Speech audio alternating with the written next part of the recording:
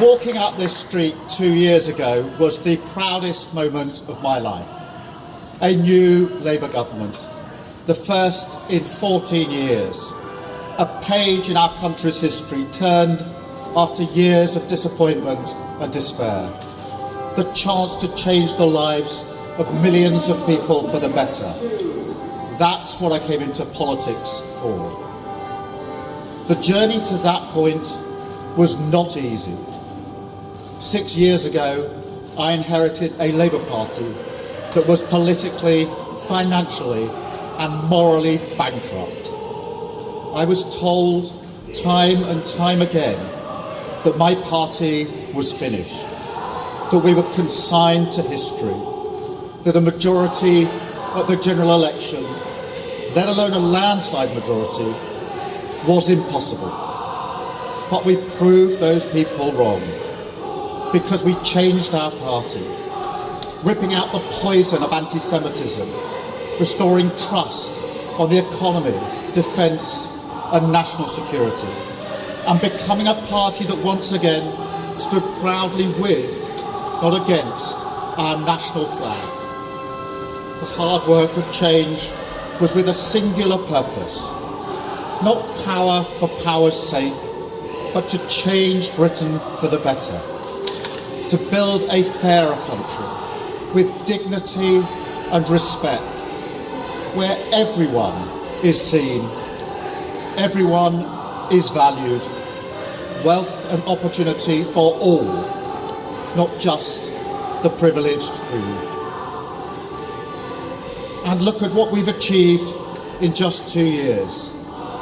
An economy that is stronger, growing faster than our peers, wages rising faster than inflation in every single month since we came to power, investment secured, infrastructure being built, an end to austerity, with the fastest fall in NHS waiting lists for 17 years, the biggest improvement in rights for workers and renters in a generation, the biggest uplift in defence spending since the Cold War, small boat crossings falling, asylum hotels closing, protecting young people from social media, and 500,000 children being lifted out of poverty because of the choices that I made.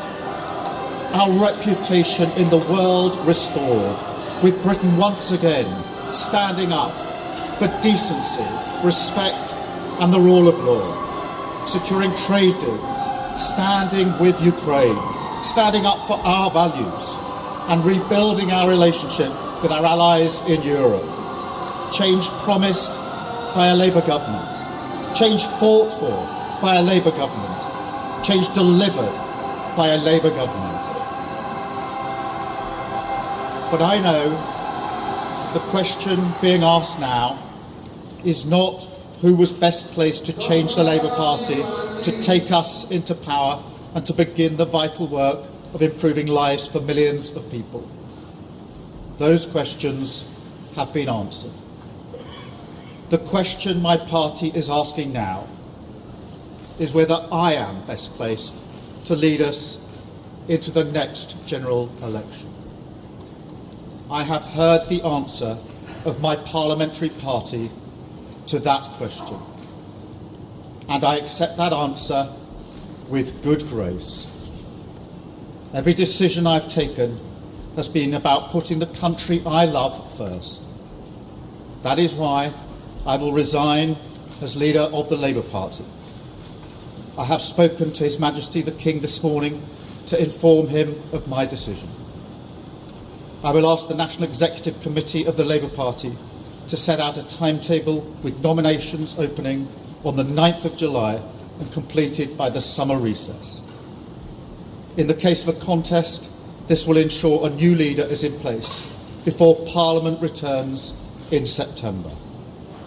I will remain in post as Prime Minister until the contest is complete, and I will do everything I can to ensure an orderly handover of power.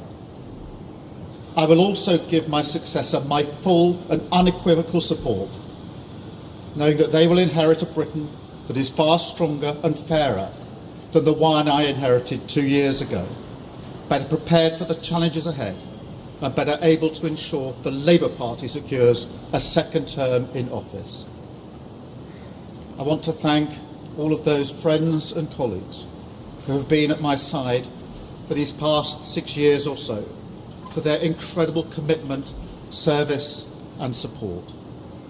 I want to thank the brilliant Number 10 staff and our country's extraordinary civil service who dedicate their lives to public service.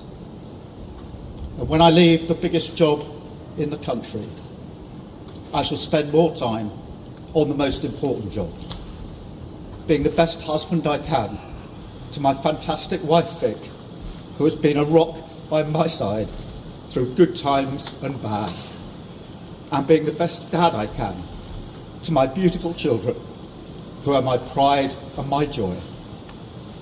Thank you very much.